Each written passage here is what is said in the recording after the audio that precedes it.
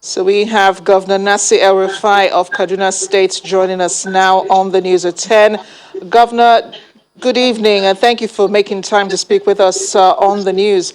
Despite efforts by your government in conjunction with federal authorities to stop these attacks, they have continued. Why is it so challenging, this issue in Kaduna State? I think the issue is not just in Kaduna State. We have security challenges all across the Northwest and Northeast. But I think what makes Kaduna State's situation unique and headline grabbing is because of the injection of ethnic religious connotations to the attacks and the clashes between the various ethnic groups. Kaduna State has 54 different ethnic groups, about 10% of Nigeria's total.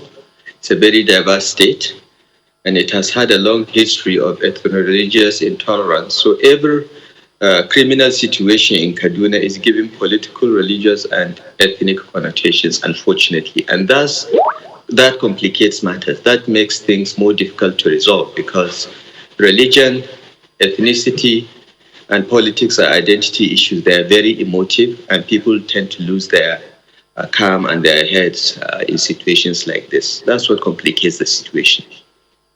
And just yesterday, Governor, some federal lawmakers from southern Kaduna alleged that more attacks are being planned for after the Salah celebration. How are you responding to this? I think they should provide this kind of useful intelligence to the security agencies.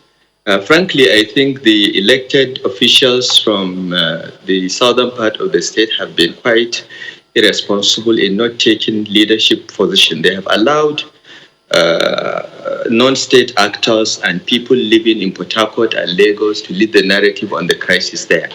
And they have left the people that live there to suffer, and they only make press statements that are mostly not factual and, in my humble opinion, totally irresponsible.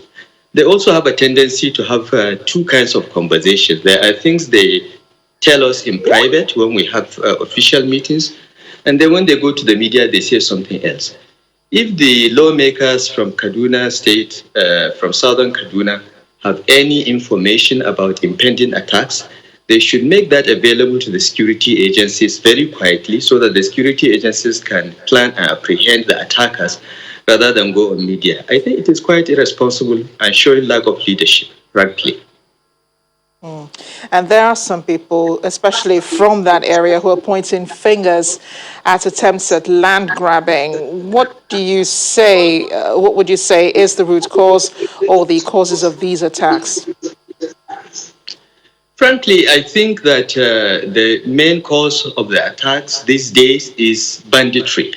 This is something that afflicts the entire Northwest, from Sokoto to Zamfara to Katsina and Kaduna and so on. However, when it comes to southern Kaduna, as I said, it's given a completely different interpretation. There is nothing like land grabbing because no one, not one person, can give an instance of any community that has been displaced and totally occupied by these bandits. Because these bandits, if we know where they are, whenever we see them from the air using our drones and the Nigeria Air Force, we get the army on the ground and the Air Force to attack them. We are killing them every single day. So if anyone has any evidence, any example of a single community that has been displaced by bandits and occupied by the bandits, they should mention the name and the location. Not to start making statements like land grabbing. What land grabbing? Kaduna State has 46,000 square kilometers of land. There is enough land for everyone if people are willing to embrace peace and live in peace with one another. We're a diverse state. We cannot be purely one ethnic group, unlike other states. And we have to just learn to live with one another and resolve our disputes by referring them to the law enforcement agencies, the authorities, and the courts, not to take the law into our own hands. This is what is complicating the situation in southern Kaduna.